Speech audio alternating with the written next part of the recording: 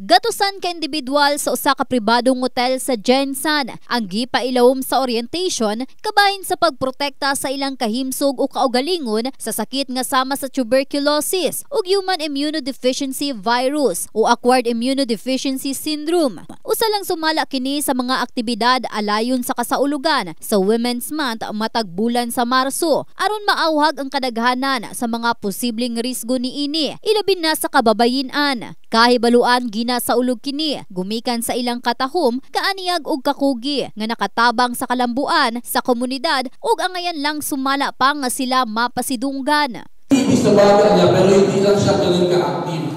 So yun, may iba na nagugulat, paano siya nagkaroon ng ganito, paano nagkaroon ng ganyan, which is hindi natin alam yung cause.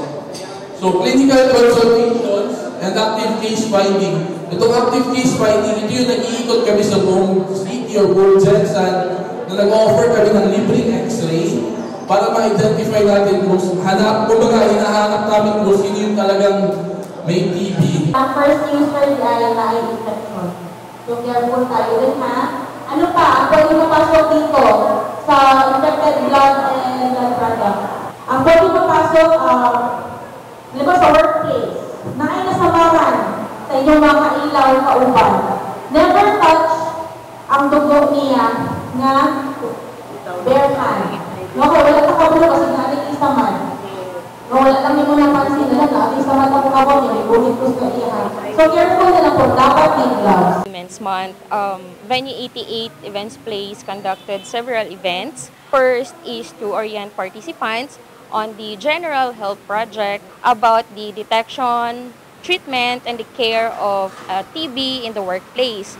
Thirdly is to educate participants about HIV and AIDS. Actually, we are very fortunate to have a support from the government and private sector, including the Social Hygiene Clinic, the Brigada, a distribution company, Nutrition and Basic Oral Services Division, Department of Labor, and the Family Planning of the Philippines. Gitambungan sa nagkadayang organisasyon ang maong aktibidad, lakip ang mga eksperto sa panglawas. Aduna sabgi panghatag ngadto sa mga mitambong, sama sa mga produkto sa brigada, sama sa power cells o guardsi nga gikalipay sa pipila. Gawas niini gitudlo sab ngadto kanila ang mga katungod sa kababayen-an, ilawom sa Republic Act 9262 kun anti-violence against women and their children nga gipangunahan sa City Social Welfare and Development Office. Makuha na and how to apply for solo parent ID, no?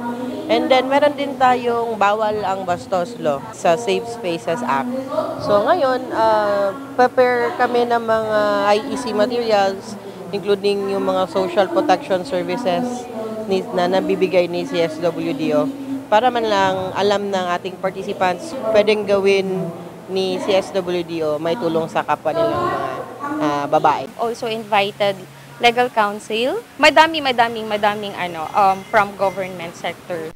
In the heart of changing lives, kini si Russell Jean Mantile sa Brigada News Jensan, Brigada News.